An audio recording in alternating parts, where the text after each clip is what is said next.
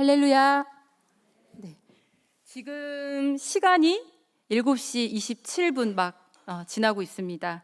자, 여러분의 시간도 지금 아마 7시 27분을 지나고 있고, 또 우리가 대한민국에 살고 있는 이 수많은 이름 모를 사람들의 시간 또한 동일하게 7시 27분을 지나고 있다는 것에 대해서 여러분 모두가 다 동의하실 것입니다.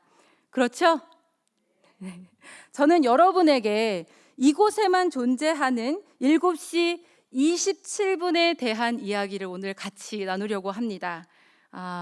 바라기는 오늘 말씀을 통해서 실존하는 7시 27분 그 이상의 보이지 않는 7시 27분의 시간을 마치 보이는 것 같이 살아가게 되는 말씀을 통해서 보이는 7시 27분의 시간이 아니라 보이지 않는 7시 27분의 시간을 살아가게 되는 은혜가 여러분에게 있기를 바랍니다. 자, 이런 은혜의 삶을 살기 위해서 본문의 시작은 뭐라고 시작되고 있죠? 그러므로라고 시작되고 있습니다. 그렇기 때문에 이런 은혜의 삶을 위해서 지혜 있는 자와 같이 행동하라라고 이야기하고 있습니다. 자, 어떻게 행동하는 것이 지혜로운 자같이 행동하는 것일까요? 일단 우리가 행동하기 위해서는 우리의 의지가 있어야 됩니다. 그렇죠? 그리고 그 의지를 갖는 방법은 내가 누구인지를 아는 것입니다. 이것을 정체성이라고 하는데요. 내가 누구인지 나의 정체성에 대해서 아는 것이 바로 우리를 행동하게 한다라는 것이죠. 자, 그렇다면 여러분의 정체성은 누구십니까? 여러분은 누구신가요? 자, 저와 여러분에게는 사회적으로 많은 역할들이 있습니다. 그렇지만 무엇보다 먼저 우리는 성도라 이름하는 사람들입니다. 구체적으로 성도란 개념이 뭔가요? 그리스도 예수 안에서 하나님의 자녀들로 부르심을 입은 사람들이라고 이야기할 수 있습니다. 그리고 오늘 보고 있는 본문 5장은 그 성도들에게 부르심에 합당하게 힘써서 사랑으로 행할 것을 말씀하고 있습니다. 요한복음 13장 34절은 예수님께서 우리에게 주신 새로운 계명이 바로 서로 사랑하는 것이다 라고 말씀하고 있습니다. 자, 그렇다면 사랑이라는 개념을 우리가 조금 더 구체적으로 알아볼 필요가 있겠죠. 사랑은 뭘까요? 먼저 사랑은 그 자체가 바로 하나님의 속성이라는 것입니다. 그러니까 사랑이라는 것은 절대적으로 하나님의 성격이라는 거예요. 그런 하나님의 사랑이 타락한 우리에게 용서라는 개념으로 나타나게 되는 겁니다. 예수님을 통해서 구체적이고 풍성하게 이 사랑을 베풀어 주시는 하나님의 은혜는 이제 우리도 하나님을 사랑해야 하는 마땅한 이유가 된 것입니다. 다시 말하면 하나님과 우리가 서로 사랑하는 관계로 맺어진 것이고요. 하나님과 우리가 사랑하는 관계라는 것은 바로 우리에게 주신 이웃들과도 마찬가지로 사랑의 관계를 맺으면서 살아가야 한다라는 것을 의미하는 겁니다. 우리가 보고 있는 본문 5장 1절은 하나님과 서로 사랑하는 관계 안에 존재하는 우리에게 받은 사랑 그대로를 행할 것을 말씀하고 계시는데요. 그런데 5장 3절 이하에 보면 영어 성경으로는 but이라는 단어를 사용해서 하지만 사랑의 관계를 깨뜨리는 이런 것들은 하지 말아야 한다라고 우리에게 경고하고 있습니다. 그 경고하는 내용이 뭔지 우리가 함께 살펴보면 불법적인 성행위와 성과 관련된 모든 도덕적인 부정함과 또 우리가 더 많은 것을 얻고자 하는 강한 욕심들에 대해서 성도는 그 이름도 부르지도 말고 관여하거나 관심도 두지 말라고 말씀하십니다. 왜냐하면 하나님의 사랑을 입은 자는 이제 주 안에서 빛이 되었으므로 빛의 자녀로서 착하고 의롭고 진실하게 행하는 삶을 살아야 하는 것이 마땅하기 때문이죠. 자, 우리 같이 15절을 한번 읽어보겠습니다. 15절 함께 읽겠습니다. 그런즉 너희가 어떻게 행할지를 자세히 주의하여 지혜 없는 자 같이 하지 말고 오직 지혜 있는 자 같이 하여. 말씀에서 지혜로운 자는 하나님의 사랑을 입은 빛의 자녀라고 할 수 있는데요. 이 지혜에 대해서 고린도전서 2장 10절은 하늘로부터 나는 지혜는 예수님을 통해서 복음 안에 주어지며 성령의 계시를 통해서 깨닫게 된다라고 말씀하고 있습니다. 따라서 지혜 있는 자 같이 행동한다라는 것은 성령의 통치하심, 다스리심을 따라서 살아가는 것임을 의미한다라는 것입니다. 또 야고보서 3장 17절에서 말하는 하늘로부터 오는 지혜를 따라가는 사람은 본문의 16절과 같은 삶을 살아가게 됩니다. 16절도 같이 한번 읽어볼까요? 세월을 아끼라 때가 악하니라. 전도서 12장 1절은 고생스러운 날들이 오고 사는 것이 즐겁지 않다고 할 나이가 되기 전 젊을 때 너의 창조주 하나님을 기억하라 라고 말씀하고 있습니다. 인생이 흘러가는 시간 속에서 특별한 때 이 시간에 하나님을 기억하고 헛되이 보내지 말라라고 말씀하고 있는 거죠. 제가 여러분께 질문을 하나 드려보겠습니다. 자, 여러분은 돈을 주고 산 물건과 여러분께서 선물로 받은, 그러니까 값을 치르지 않은 공짜로 받은 선물, 이 두 가지 중에서 이 두 가지가 다 깨지거나 망가져 버렸어요. 그랬을 때 여러분은 어느 것을 더 아까워하십니까? 네, 당연하죠. 네, 제가 조금 더 구체적으로 한 번 더 예를 들어보겠습니다. 특히 주부님들은 아마 공감하실 텐데요. 요즘에 야채값이 엄청 많이 올랐잖아요. 네, 그래서 제가 단호박 죽이 먹고 싶어졌어요. 그래서 단호박을 사러 갔습니다, 마트에. 그랬더니 단호박 하나의 가격이 8,000원이나 하는 거예요. 내가 먹고 싶어서 단호박 하나를 사려고 했는데 너무 비싼 거예요. 그 앞에서 막 망설입니다. 살까 말까? 그러다가 내가 나를 위해서 이 정도도 투자 못해. 먹고 싶으니까 먹자. 큰맘 먹고 단호박 하나를 샀습니다. 그런데 당일에 조리할 시간이 없는 거예요. 그래서 냉장고에 넣어놨어요. 다음 날 먹어야지. 하루가 지났습니다. 다음 날이 됐어요. 어떻게 아이들 학원 픽업하고 학교 데려다주고 어떻게 하다 보니까 하루가 금방 지났어요. 그래서 또 못 먹게 됐습니다. 또 하루가 지났습니다. 또 그 다음 날 먹어야지 했는데 출근하고 집에 왔더니 너무 피곤한 거예요. 조리할 시간이 없고 너무 피곤해서 그냥 다른 거 먹자, 시켜 먹자. 또 하루. 이렇게 하루하루가 지났어요. 그러다가 생각에서 잊혀질 때쯤 냉장고 문을 열었더니 그 몰골이 많이 상한 단호박을 보았을 때 여러분은 어떤 마음이 드십니까? 세상에, 내가 너를 얼마를 주고 샀는데, 이런 마음 드시지 않습니까? 네가 얼마짜린데 하면서 우리 어떻게든 먹을 수 있는 부분들을 살려보려고 칼을 드시죠. 그렇죠? 돈 때문에, 돈이 아까워서 우리 그렇잖아요. 자, 그런데 우리 한번 이런 마음을 가지고 한번 생각해 봅시다. 만약 있어도 그만이고 없어도 그만이고 그냥 있으면 먹고 없으면 많은 단호박을 옆집에서 공짜로 주셨습니다. 그때에 지금과 같이 동일하게 놔뒀다가 음식이 썩었습니다. 그때에도 여러분들은 돈 주고 산 단호박과 같이 아까운 마음이 들까요? 아니겠죠? 네. 오늘 본문에서 세월을 아끼라라는 의미는요, 헬라어 번역으로 보면 기회를 사라라는 의미가 담겨져 있습니다. 이 말은요, 지금 흘러가는 이 짧은 시간을 여러분이 돈을 주고 사는 것 같이, 돈을 주고 지금 이 시간을 사는 것과 같이 가치 있게 사용해라라는 의미가 담겨져 있는 겁니다. 여러분이 만약에 시간을 돈을 주고 샀습니까? 샀습니다. 그래도 여전히 냉장고에다 그냥 처박아 두시겠습니까? 이 시간이라는 개념에 대해서 헬라 사람들은 두 가지의 개념으로 인식을 하고 있습니다. 하나는 크로노스, 하나는 카이로스의 시간이죠.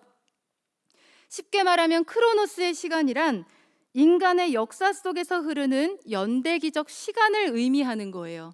낮이 되고 밤이 오는 것, 그리고 동물과 식물이 태어나고 자라다가 죽는 것, 그리고 사람이 태어나서 늙고 병들어서 죽는 그런 모든 이런 물리적인 시간을 크로노스라고 이야기하죠. 카이로스라는 것은 하나님과의 관계 속에서 나타난 어느 의미 있는 특정한 시간을 의미합니다. 시간은 흘러가고 있습니다. 그렇지만 하나님과 함께하는 시간엔 특별한 카이로스라는 그 시간의 의미가 되는 것이죠. 자, 우리에게 하루 24시간은 모두에게 공평하게 주어졌습니다. 양적인 크로노스의 시간을 얼마나 질적인 카이로스의 시간으로 가치 있게 사는 것은 바로 여러분의 몫이다라는 겁니다.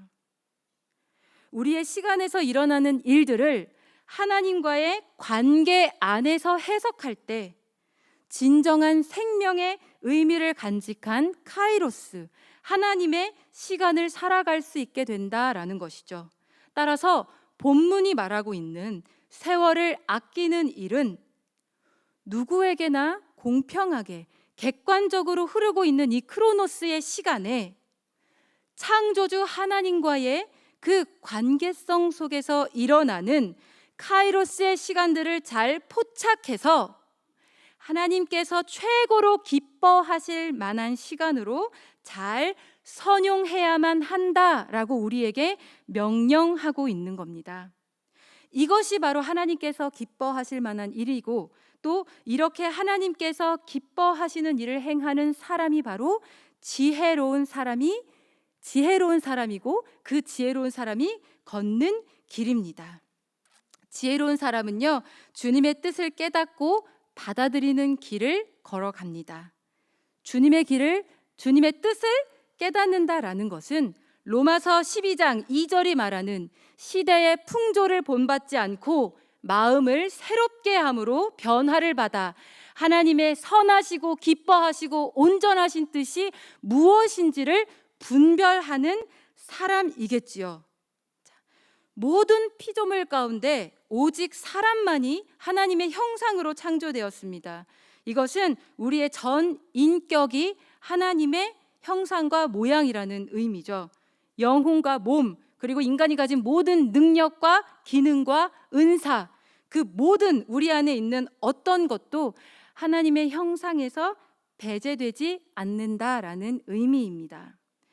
바로 그 하나님과의 긴밀한 관계성 안에서 하나님께서 주신 시간을 잘 포착해서 하나님을 향한 기회를 선용하여서 우리가 하나님의 시간을 살아가는 것은 성도에게만 주어진 명령이자 의무라는 사실을 기억하시기를 바랍니다. 이어서 우리가 17절과 18절을 함께 볼 텐데요. 이 두 절을 평행적으로 놓고 본다면 어리석은 자는 누구라고 할 수 있을까요? 술 취한 자라고 할 수 있겠고요. 주님의 뜻이 무엇인지를 이해한 사람은 성령의 충만한 자라고 이야기할 수 있을 것입니다. 자, 성경의 그 여러 본문에서는 술 취한 사람의 상태에 대해서 이야기를 자주 하고 있죠. 특별히 잠언 2장 1절에서 포도주는 사람을 거만하게 만들고 독한 술은 사람을 소란스럽게 만든다. 이것에 빠지는 사람은 누구든지 지혜롭지 못하다라고 말씀하고 계십니다. 또 이 술 취하는 행위에 대해서 본문은 지금 방탕하다라고 평가를 하고 있는데요. 방탕이라는 것은 술과 여자에 빠져서 행실이 추잡하고 극단적인 무절제와 탐욕으로 가득한 방종이 바로 술 취함에 대한 성경의 평가라는 겁니다. 방탕함이야말로 하나님 없는 평생의 크로노스의 시간만을 살아가는 그런 안타까운 사람이다라고 이야기할 수 있겠죠. 따라서 하나님의 시간을 살아가는 우리는 주님의 뜻을 깨닫고 그 뜻을 받아들이는 성령의 충만한 삶을 살아야 합니다. 성령에 충만하다라는 것은 무엇입니까? 이제 더 이상 내가 내 인생의 주인공이 아닙니다. 내 인생의 주인은 내가 아닙니다. 하나님, 내게 오셔서 나를 완전히 통치해 주시고 나를 다스려 주세요. 바로 그 고백이 성령의 충만 아니겠습니까? 자기 부인과 성령의 충만은 동시적으로 일어나는 사건입니다. 이 둘 사이는 동시적으로 일어나는 관계적인 개념이다라는 거죠. 나의 인간적인 욕심과 행복과 평안에 대한 그 모든 본능적인 욕구를 다 깨뜨리고 거부하는 그곳에 바로 하나님의 통치하심이 충만한 바로 그 상태, 그것이 바로 성령의 충만이라는 것입니다. 내 인생의 통치권을 하나님께 드리는 그 시간이 바로 카이로스의 시간을 경험하는 것입니다. 그런데 어떻게 이런 일들이 가능하냐라는 것은 이것이 바로 세상의 시간으로는 설명할 수 없는 하나님의 시간 안에 있기 때문에 가능한 일이 되는 것입니다. 하나님의 시간을 살아가는 성령의 충만한 사람들은 본문 19절과 21절의 삶을 살아가게 됩니다. 우리 함께 19절에서 21절 읽어볼까요? 19절부터 읽겠습니다. 시작. 시와 찬송과 신령한 노래들로 서로 화답하며 너희의 마음으로 주께 노래하며 찬송하며 범사에 우리 주 예수 그리스도의 이름으로 항상 아버지 하나님께 감사하며 그리스도를 경외함으로 피차 복종하라. 아멘. 성령의 충만한 삶은 시편과 찬송과 영적인 노래를 서로의 입으로 말하는 일과 우리의 가슴으로 주님께 찬양하게 합니다. 우리의 마음 깊이 주님을 노래하며 찬송하는데 보시면은 바로 우리의 이웃과 함께 더불어서 서로 화답하면서 찬양하고 있는 것을 우리는 본문에서 볼 수 있지요. 찬양은요, 단순한 노래 그 이상을 의미합니다. 우리는 찬양함으로써 성령 충만에 이를 수도 있고 또 성령에 충만하기 때문에 찬양할 수도 있습니다. 이것은 바로 찬양은 성령 충만과 깊은 관계가 있다라는 것을 우리에게 가르쳐 주죠. 또 성령에 충만한 삶은 감사로 나타나게 됩니다. 감사는 항상 그리고 모든 일에 일어나게 된다라고 본문은 이야기하고 있죠. 자, 감사라는 것은요, 흐르고 있는 이 찰나의 순간을 하나님의 시간으로 만들어버리는 마법과도 같은 일입니다. 감사야말로 성령으로 사는 삶이라고 할 수 있죠. 또 성령의 충만한 삶은 그리스도에 대한 존경심을 가지고 있기 때문에 서로가 서로에 대해서 서로 복종함으로 나타납니다.